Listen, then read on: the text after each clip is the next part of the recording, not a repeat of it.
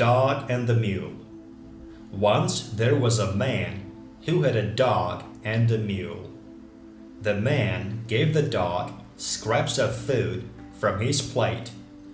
He let the dog lick his spoon. The dog would sit on the man's lap and lick him. The man would rub the dog and kiss him. The mule would look in and see the dog on the man's lap. He felt sad. He felt left out.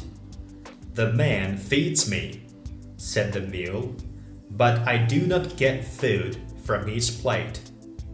I'm left out because I am a mule. I should act like a dog. If I do that, the man will like me just as much as he likes the dog."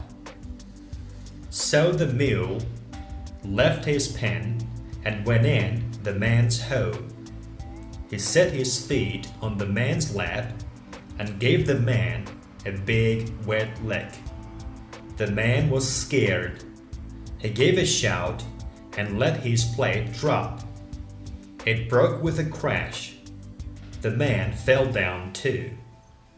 When the man got up, he was mad at the mule. He made the mule run back out to his pen. The end.